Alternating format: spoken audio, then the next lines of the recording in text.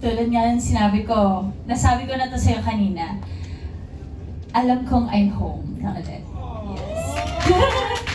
Iba kasi talaga yung kung saan ka nag-umpisa at dun mo nabuo yung mga pangarap mo. So, ayun. So, salamat ka, pamilya. Yes! At hindi lang yun, you're back on prime time. Diba? Yes. Pasabog ang Someone Someday. What made you say yes to this? I know there's so many reasons, Maj. Pero ano yung top of the list? Sabi mo nga, many reasons, MJ, isa na dyan yung gusto ko makatrabaho si Catherine and of course, James. Pero, yung character na binigay sa akin ng Dreamscape family ko, ito yung character na hindi mo matatanggihan. Sabi nga ni Direk Eric, kailangan lang may pivotal character dito sa serye na Someone Someday. So sabi ko kay Direk, pivotal. Sorry. So nagtawanan muna kami and then, yun. After no, nung nag-guess ako, nag-pitch sila. Imagine walang script, MJ. Right. Walang script, but I said yes. Wow. Kasi nung present nila sa akin, eto yung, ayoko kasi gumawa ng teleserye na masabing comeback. Yung gano'n. Okay. So maliban sa may Catherine Bernardo tayo, binigyan ako ng Dreamscape family ko ng isang napakagandang role na hindi ko dapat talaga tanggihan. We saw the plug. Mm-hmm. You're portraying the role of Abby. Without spoiling, sino ba si Abby? Si Abby, masasabi ko siya na ata yung pinaka-layered na character na ginampanan ko.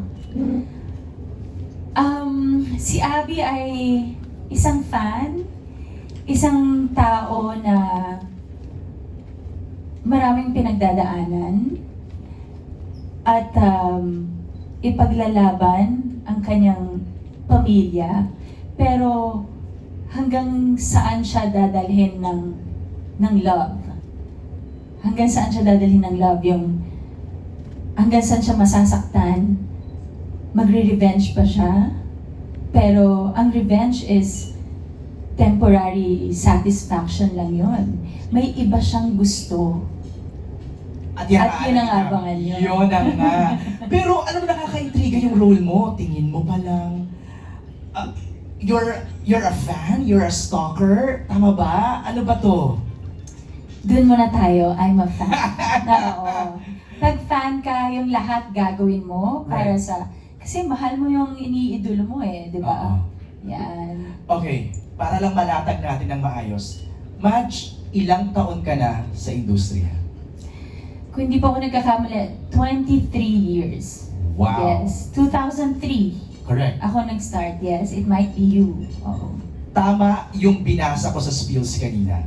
You are one of the most respected actresses dito sa industriya. Trabaho bang matindi yun?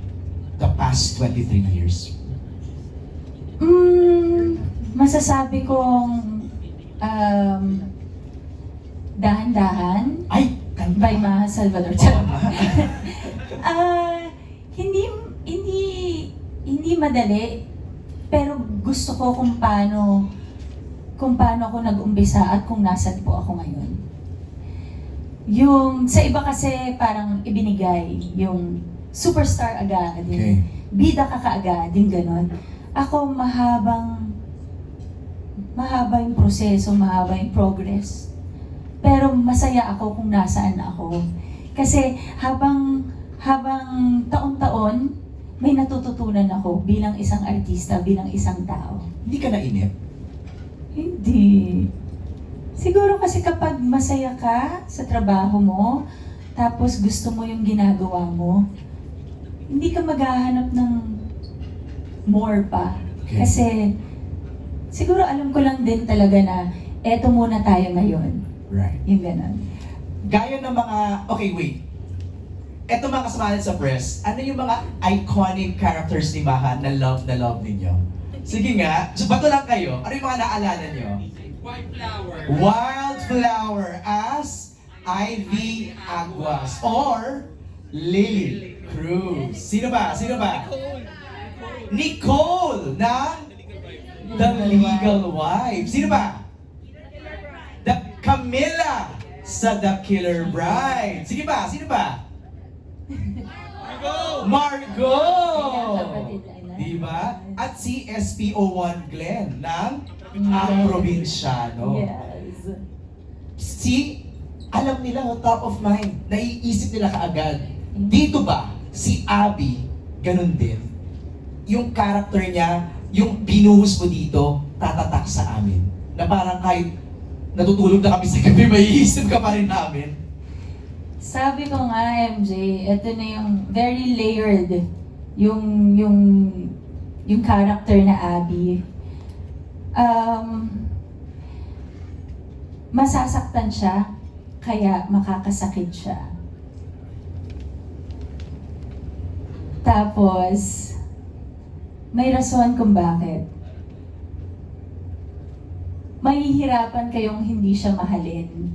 At may inis kayo sa sarili nyo, bakit nyo parang gusto siyang mahalin. Kahit na mali yung ginagawa niya. Grabe, walang script yan, ha? Gusto ko yung line mo na nasaktan siya, kaya siya mananakit. Mm. Grabe. We're just getting started. Yes. We have some questions here from our friends from the press. Babasahin ko na sila. Are you ready? Yes. Direct, sabihan niyo lang ako kung too much yung mga naisasabi namin. Pandilatan niyo lang ako ng mata kasi Direct Eric Salud is Yes, here. Yes. Ang tagal Our ko na team nag-entertain. from Dreamscape Entertainment also are all here. And yung mga fans na nandito, thank you guys. Asaan? Sa support. Ayan. Sila Sheila, mga Team Bahay Universe. Oy, grabe. Thanks for coming and thanks for joining us sa ating